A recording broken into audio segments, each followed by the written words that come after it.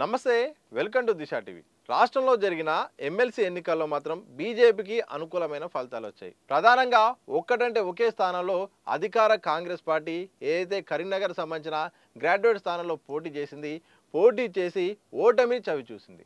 దీంతో రాష్ట్రంలో అధికారంలో ఉండి అన్ని రకాలుగా వనరులు చేకూర్చి పోల్ మేనేజ్మెంట్ పట్ల కూడా స్పష్టత ఇచ్చి కూడా అన్ని సూచనలు చేసినప్పటికీ ఎలా ఓడిపోయిందనే దానిపైన మాత్రం కాంగ్రెస్ అధిష్టానం సీరియస్ అయిందట. ఓటమి గల కారణాల విషయంలో మాత్రం పూర్తి స్థాయిలో రిపోర్ట్ ఇవ్వాలని కూడా ఇప్పటికే చెప్పిందట. ఎందుకంటే ఇటు మంత్రులు ఉన్నారు, అంటే ఈ యొక్క 4 జిల్లాల పరిధిలో జరిగిన ఈ యొక్క గ్రాడ్యుయేట్ స్థానంలో 3 జిల్లా మంత్రులు ఉన్నారు, 4 ఇన్ఛార్జీలు ఉన్నారు. ఇంత రకాల వ్యవస్థలు ఉన్నప్పటికీ, 7 మంత్రులు ఉన్నప్పటికీ, అధికార యంత్రాంగం ఉన్నప్పటికీ, పార్టీ బలోపేతం ఉన్నప్పటికీ కూడా ఏ రకంగా ఇంత ఓటమి చెవి చూసింది, దీనికి గల కారణాలు ఏంటనే దానిపైన మాత్రం ఇప్పటికే అధ్యయనం చేయాలంటూ కూడా అధిష్టాన పెద్దలు కూడా సూచించారట. ప్రధానంగా సీఎం సూచనలు చేసినప్పటికీ, పిసిసి అధ్యక్షుడు చొరవ తీసుకున్నప్పటికీ మంత్రులు పూర్తి స్థాయిలో పని చేయకపోవడం వల్లనే, వాళ్ళు సరిగా పట్టించుకోకపోవడం వల్లనే ఈ యొక్క ఓటమి జరిగిందని కూడా అధిష్టాన పెద్దలు ఒక క్లారిటీకి వచ్చినట్టయితే తెలుస్తోంది.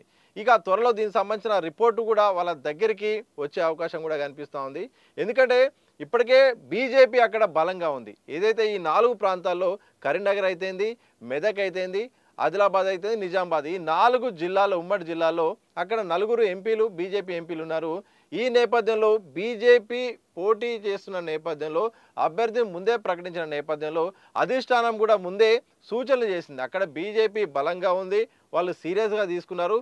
ఈ నేపథ్యంలో అలర్ట్గా ఉండాలి, పూర్తి స్థాయిలో సమన్వయం చేసుకోవాలి, తగు సూచనలతో ప్రచారం చేయాలి, ఓటర్లను ఆకట్టుకునే విధంగా వాళ్ళ దగ్గరికి వెళ్ళాలనే దానిపైన మాత్రం ఇప్పటికే కాంగ్రెస్ సంబంధించిన ఏఐసిసి అయితే ఇప్పటికే స్పష్టం చేసింది. అయినప్పటికీ అంత అలర్ట్ చేసినా కానీ, ముందస్తు చర్యలు తీసుకున్నా కానీ ఎందుకు క్షేత్రస్థాయిలో పని చేయలేదు, ఇంతగానో ఓటమి ఎందుకు చవి చూసింది? 4% ఓటింగు తేడాతో అయితే బీజేపీ గెలిచిన కారణంగా కాస్తంత కష్టపడితే గెలిచేది కదా, ఎందుకు పట్టించుకోలేదనే దానిపైన మాత్రం కాంగ్రెస్ పెద్దలైతే మాత్రం పోస్ట్ మార్టాన్ని అయితే చేస్తున్నారట. ఇక దానిపై త్వరలో ఒక క్లారిటీ అయితే రాబోతున్నట్టు తెలుస్తోంది. ఎందుకంటే ఇటు మంత్రుల విషయానికి వస్తే మాత్రం కరీంనగర్ విషయానికి వస్తే, కరీంనగర్ జిల్లాలో 2 మంత్రులు ఉన్నారు. ఒకరు దుద్దుల శ్రీధర్ బాబు, దాంతోపాటు పొన్నం ప్రభాకర్ ఉన్నారు. అక్కడ ఇన్ఛార్జ్ మంత్రి ఉత్తమ్ కుమార్ రెడ్డి గారు ఉన్నారు.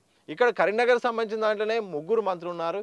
ఇక నిజామాబాద్కు వస్తే మాత్రం జూపల్లి, అలాగే ఆదిలాబాద్కు వస్తే మాత్రం మంత్రి సీతక్క, ఇక మెదక్ విషయానికి వస్తే జిల్లా మంత్రి దామోదర రాజనరసింహ గారు ఉన్నారు. దాంతోపాటు ఇన్ఛార్జ్ మంత్రి అయితేంది ఇక అక్కడ కూడా కొండ సురేఖ గారు ఉన్నారు. అయినప్పటికీ 7 మంత్రులు ఉన్నారు.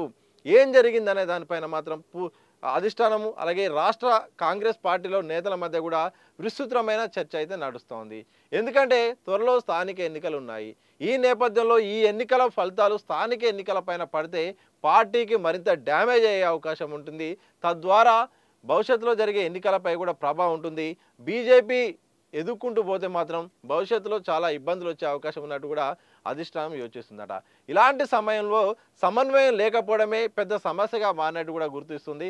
మంత్రులు పూర్తి స్థాయిలో పర్యటన చేయకపోవడం, అధ్యయనం చేయకపోవడం, సూచనలు చేయకపోవడం, ఒకరి మధ్య ఒకరికి కనెక్టివిటీ లేకపోవడం వల్ల, సయోధ్య కూర్చే వాళ్ళు లేకపోవడం వల్ల అది ఓటింగ్పై ప్రభావం చూపినట్టు కూడా ఒక ఇప్పటికే నివేదికల ద్వారా అయితే తెలుస్తూ ఉంది. ఎందుకంటే ఒకవైపు రాష్ట్రంలో కాంగ్రెస్ పార్టీ అధికారంలో ఉంది. ఇక పథకాలకు సంబంధించిన దాంట్లో కూడా ముందుకెళ్తున్నది. సంక్షేమ పథకాలు కూడా ప్రవేశపెడుతున్నారు. నిరుద్యోగులకు మాత్రం జాబ్ క్యాలెండర్ ఇచ్చి ఇప్పటికే కొన్ని జాబ్స్ కూడా నోటిఫికేషన్ కూడా వేశారు. కొంత భర్తీ కూడా జరిగింది. ఉద్యోగులకు కూడా పలు హామీలు ఇచ్చినప్పటికీ గ్రాడ్యుయేట్స్ ఎందుకు కాంగ్రెస్కు అనుకూలంగా లేరు అనే దానిపైన మాత్రం సీరియస్గా ఉన్నట్టు తెలుస్తుంది. ఇంకా చాలా అంశాలు ఉన్నప్పటికీ 7 మంత్రులు ఉన్నా, ఎందుకు అధికార పార్టీ అయినప్పటికీ, అన్ని రకాల వనరులు ఉన్నప్పటికీ, అంత వ్యవస్థలు కూడా కాస్త అనుకూలంగా ఉన్నప్పటికీ ఓటింగ్ పరంగా బీజేపీని ఎందుకు ఢీకొట్టలేకపోయిందనే దానిపైన మాత్రం సీరియస్గా ఇటు మీనాక్షి నటరాజన్ దీనికి సంబంధించిన విషయాలు మాత్రం ఢిల్లీ నుండి క్లాస్ తీసుకున్నట్టు తెలుస్తోంది. ఇక త్వరలో రిపోర్టు కూడా పూర్తి స్థాయిలో ఎవరెవరి పనితీరు ఎట్లా ఉందో ఒక్కొక్కరి మంత్రుల వారిగా కూడా రిపోర్టు కావాలని తెలుస్తుంది. ఎందుకంటే మంత్రులు ఏ సభలు పాల్గొన్నారు, ఎక్కడెక్కడ పాల్గొన్నారు, అసలు వాళ్ళు ఎలాంటి ప్రచారం చేశారు, వాళ్ళ ప్రయత్నం ఎన్నికల్లో ఏమైనా ఉందా, లేకపోతే తూతూ మంత్రంగా ఏదో ఇన్ఛార్జీలు ఉన్నాము వాళ్ళ పనులు వాళ్ళు చేసుకున్నట్టు ఉంటుందా అనే దానిపైన కూడా ప్రశ్నల వర్షం కురిపించి దానికి ఆన్సర్లు కూడా రాబట్టే ప్రయత్నంలో మాత్రం ఇక కాంగ్రెస్ పెద్దలు ఉన్నట్టు తెలుస్తోంది.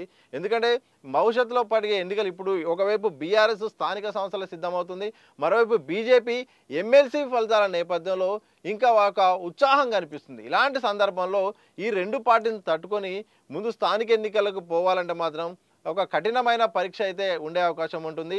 ఇలాంటి సందర్భంలో ఎక్కడ ఏం తేడా జరుగుతుంది, ఎక్కడ లోటుపాట్లు జరుగుతున్నాయి అనే దానిపైన మాత్రం ఇప్పటికే మీనాక్షి నటరాజన్ కూడా వరుసగా సమావేశాలు భేటీలు నిర్వహిస్తున్నారు, అభిప్రాయ సేకరణ కూడా చేస్తున్న పరిస్థితి కనిపిస్తుంది.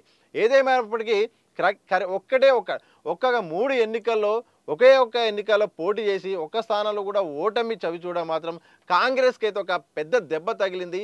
ఈ విషయంలో అధిష్టానం మాత్రం రాష్ట్ర వ్యవస్థ పట్ల వ్యవహారం పట్ల కూడా కాంగ్రెస్ పార్టీ విధానాల పట్ల ఇక్కడున్న పరిస్థితుల పట్ల కూడా కాస్త సీరియస్గానే మందలింపు చర్యలు భవిష్యత్తులో ఉండబోతున్నట్టు తెలుస్తోంది.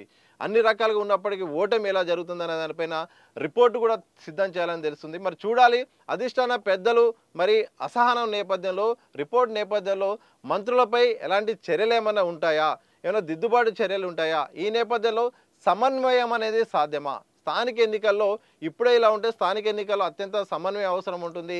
ఇన్ఛార్జిగా జిల్లాలపైన కూడా పట్టు సాధించాల్సిన అవసరం ఉంటుంది.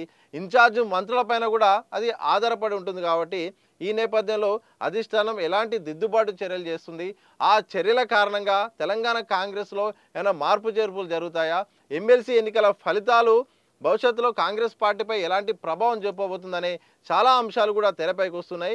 ఈ నేపథ్యంలో మరికొద్ది రోజుల్లో జరిగే రాజకీయ పరిణామాల మాత్రం ఈ యొక్క ఎన్నికల ఫలితాలను బట్టి మాత్రం చూస్తే అర్థమైపోతుంది. ఆలోపు దిద్దుబాటు చర్యలు కాంగ్రెస్ పార్టీలో ఉంటాయా లేదా అని మాత్రం కాలమే ఒక సమాధానం చెప్పబోతుంది.